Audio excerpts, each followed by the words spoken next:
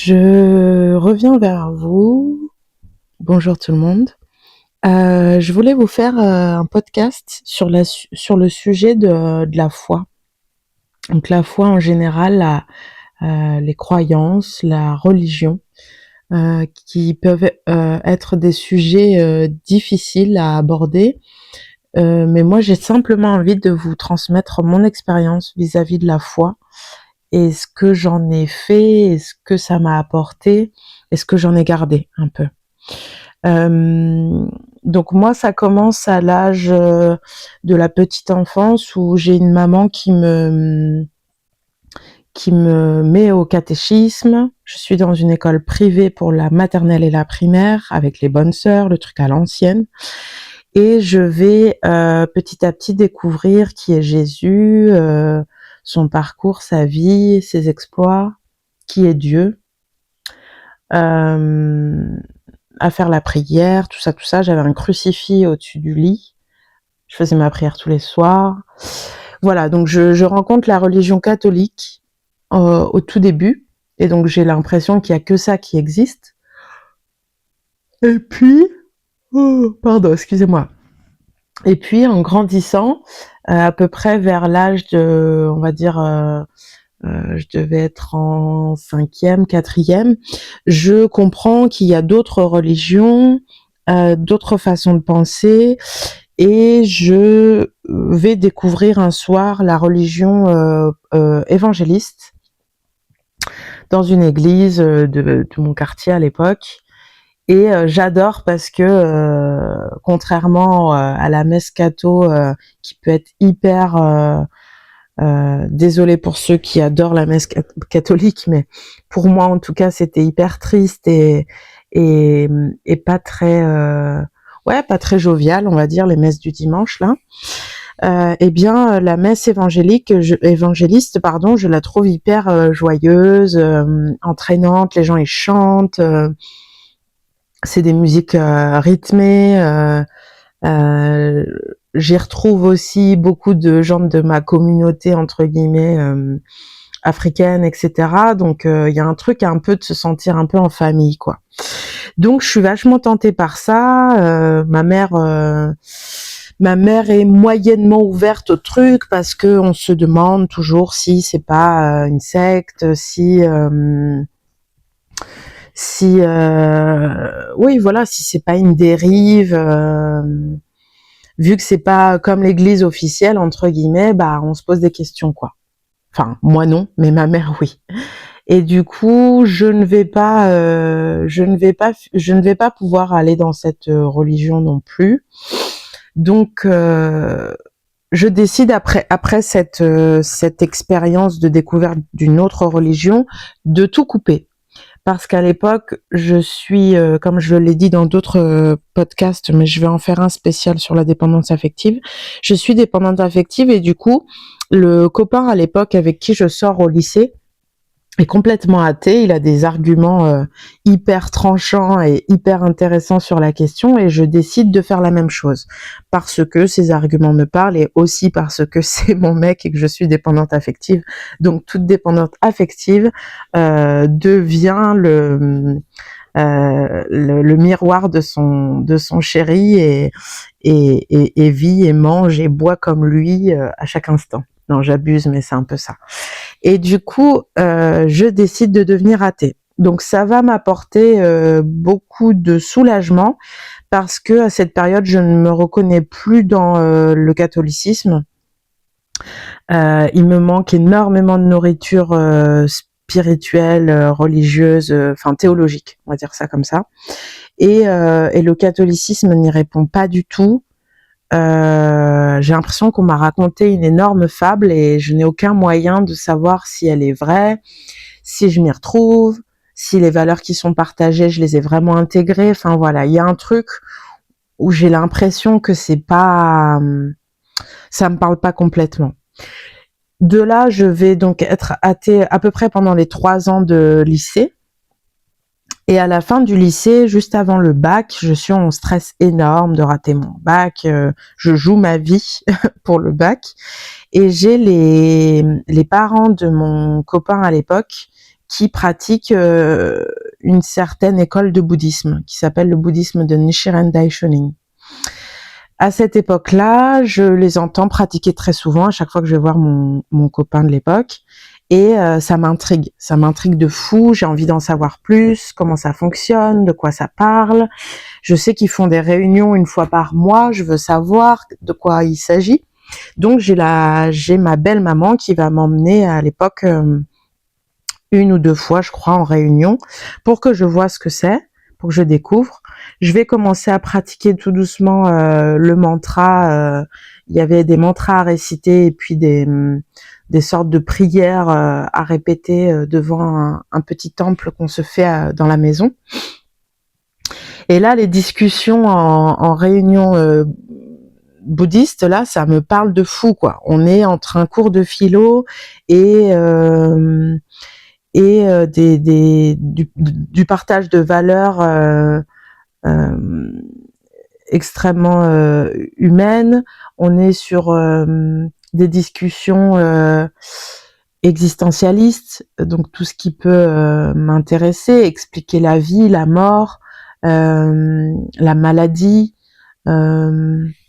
toutes les souffrances qu'on peut rencontrer sur cette vie sur Terre, et je trouve enfin voilà des pistes de réponse à toutes mes questions depuis hyper longtemps, et ces réponses me paraissent complètement plausibles, je m'y retrouve, les valeurs qui y sont partagées parlent de qui je suis et de comment je pense depuis tant d'années mais que j'arrive pas à mettre de mots dessus. Bref, j'adhère complètement. Donc je vais pratiquer ce bouddhisme en allant en réunion, en faisant les mantras à la maison, etc. pendant, je dirais, une bonne partie de ma vingtaine d'années, donc de mes 18 ans jusqu'à, je dirais au moins jusqu'à mes 25 ans, à peu près. Et petit à petit, je vais lâcher la pratique de réciter les mantras à des temps donnés dans la journée, etc. Parce que c'est compliqué pour moi d'avoir une espèce de routine comme ça. Alors ça marche pour tout, hein. Quand je dois suivre un traitement, quand je dois faire tant d'exercices par jour, quand je dois tout court, c'est compliqué. Donc du coup, je lâche un peu cette pratique quotidienne, ce qui m'empêche pas de pratiquer de temps en temps, mais c'est vraiment plus au feeling et quand j'en ressens le besoin. Et toutes les valeurs, tout ce qui m'a été transmis via cette philosophie de vie, cette religion. En fait, une religion, la définition, parce que souvent ce mot-là fait peur, mais la religion, ça veut juste dire se relier à. Et donc derrière, vous y mettez une philosophie, vous y mettez une religion entre guillemets officielle, entre guillemets c'est la même chose. Simplement c'est à quoi vous décidez de vous relier, qui est plus grand que vous et qui vous permet un certain lâcher prise, qui vous permet de donner votre confiance à une puissance plus grande pour faire confiance au processus de la vie, en fait. Moi, c'est un peu ça que je vois derrière. C'est quoi avoir la foi en quelque chose ou être dans une religion. Donc ça, c'est mon parcours en termes de pure reliance à une philosophie donnée. Mais je vais vraiment m'inspirer de plein de choses par la suite. Dès que je vais rentrer dans le domaine du spirituel avec toute l'histoire, le parcours de l'âme quand on croit en la réincarnation, toute la médecine chinoise et la médecine ayurvédique qui va m'apporter aussi des bribes de philosophie de ces cultures-là. Voilà, il y a plein de choses comme ça que je vais aller piocher à travers toutes les expériences, les stages, les formations que je vais faire par la suite dans le domaine du bien-être, qui vont enrichir cette foi et qui vont faire sens en fait avec cette foi de départ du bouddhisme, parce que aujourd'hui tout ce que j'ai appris, tout ce que j'ai compris est vraiment en harmonie avec ces valeurs de départ du bouddhisme de Nichiren Daishonin. Tout revient, tout prend sens et tout revient un peu à la même chose, c'est-à-dire une puissance supérieure qui est la vie, qui est l'amour qui nous entoure, qui peut être expliqué dans le quantique par cette énergie qui nous entoure constamment et dont on est fait nous-mêmes et qui est tout autour de nous constamment. Et ben cette énergie-là, on peut l'appeler amour, on peut l'appeler vie. Elle est à l'intérieur de nous, elle est à l'extérieur de nous, et tout ça se lie, s'entremêle et coexiste en permanence. Donc ça, c'est ma foi, c'est ma croyance et c'est ma religion. Mais pour du coup avoir quand même connu la religion catholique et en cours avoir étudié un tout petit peu des bribes de qu'est-ce que la religion juive, le Coran, parce que j'avais énormément d'amies musulmanes et d'amis musulmans, et je vivais un peu dans des quartiers où il y avait une forte population musulmane. Et du coup, toutes ces religions monothéistes, et j'ai côtoyé aussi des personnes venant des témoins de Jéhovah, des évangélistes et d'autres groupes comme ça un petit peu plus minoritaires, qui m'ont permis de comparer, de voir les similitudes, de voir finalement qu'est-ce qui restait comme chose essentielle que la personne avait intégrée vis-à-vis de sa religion et de sa foi personnelle. Et en fait, et même pour les personnes, parce que quand je suis allée au Gabon, j'ai découvert qu'est-ce qu'était l'animisme, parce que j'en avais entendu parler en cours ou dans des documentaires, mais le voir c'est autre chose.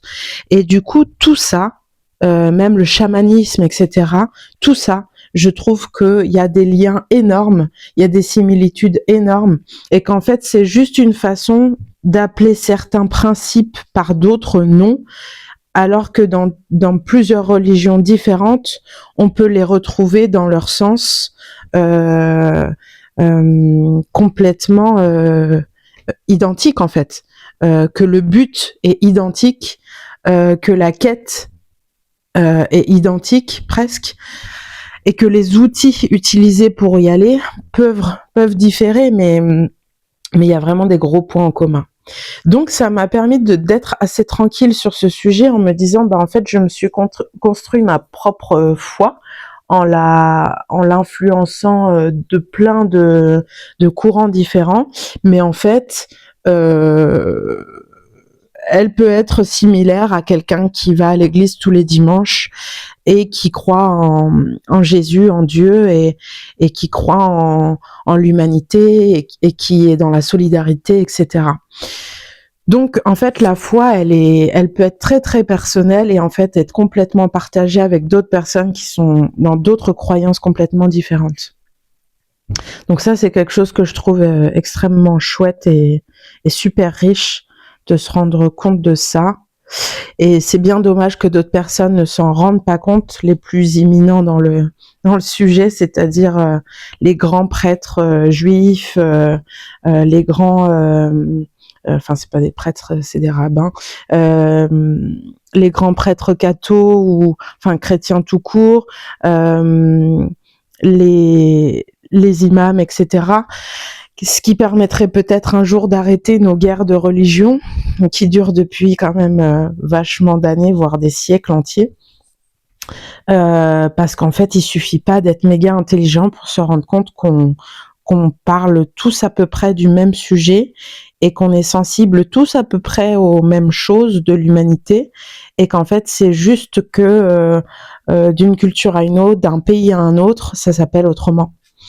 Voilà. Donc ça, c'est bien dommage que tout le monde ne soit pas en conscience avec ça et que l'emporte, même dans ces domaines-là, l'ego de l'homme, en fait.